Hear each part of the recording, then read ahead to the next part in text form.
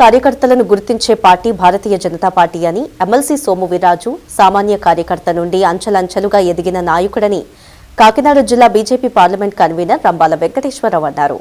ఎమ్మెల్సీగా రెండోసారి పదవిని చేపట్టిన బీజేపీ కేంద్ర కార్యవర్గ సభ్యులు సోము వీర్రాజు కాకినాడకు విచ్చేసిన సందర్భంగా సర్పవరం జంక్షన్లో Kakinada parliament BJP convener Pambala Venkateswararao, Kakinada rural assembly convener Pitani Leelavathi ఆధ్వర్యంలో బీజేపీ శ్రేణులు ఘనంగా స్వాగతం పలికాయి.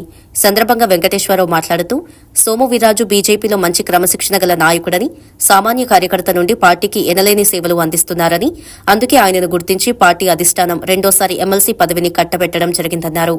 అలాగే ప్రధాని నరేంద్ర మోదీ నాయకత్వంలో వక్ఫ్ సవరణ చట్టం కేవలం ఆర్థికంగా వెనుకబడిన ముస్లిం సోదరులకు అండగా నిలిచేందుకు, వారిని ఆర్థిక పరంగా అభివృద్ది చేయాలనే సదుద్దేశంతో ఈ చట్టాన్ని తీసుకొచ్చారని తెలిపారు.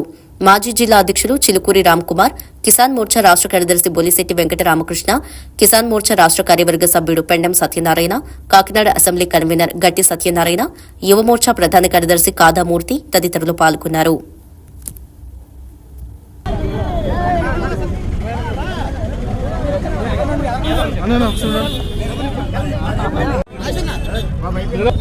దానికి తగ్గ చర్యలు తీసుకునే విధంగా ప్రభుత్వం ఏర్పాటు చేయడం జరిగింది, కమిటీ వేయడం జరిగింది.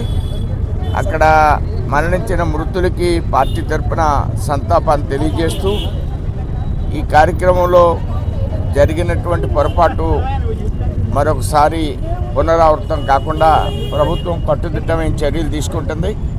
ఏదైతే పాకిస్తాన్లో కాశ్మీర్లో జరిగినటువంటి దుర్ఘటన ఉందో, ఈ దుర్ఘటనపై ప్రభుత్వం అన్ని విధాలైనటువంటి చర్యలు తీసుకుంటుంది.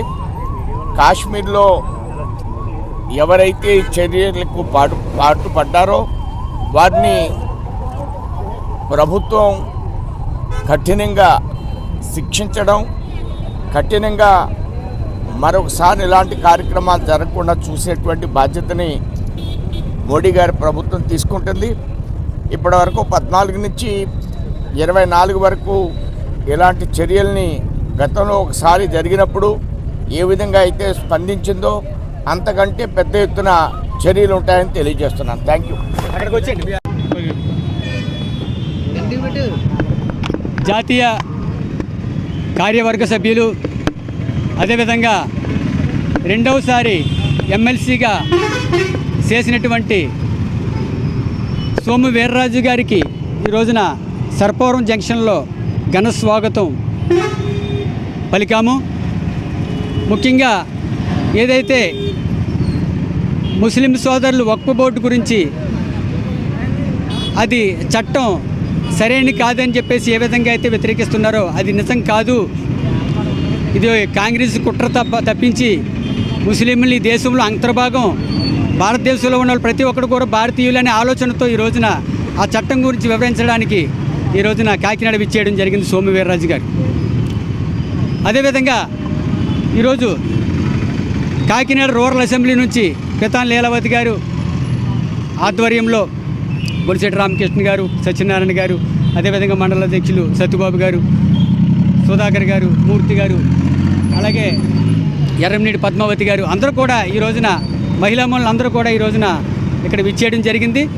ఆయనకి ఘనంగా స్వాగతం పలికాము.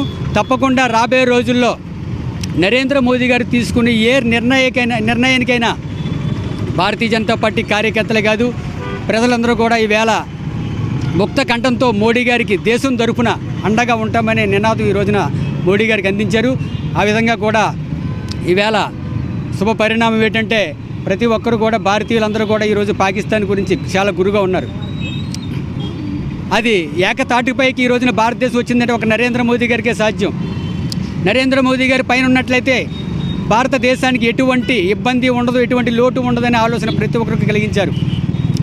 అదేవిధంగా వక్ఫ్ బోర్డు గురించి ఏదైతే సోము వీర్రాజు గారు వచ్చారో వారికి ఘన స్వాగతం పలికాము.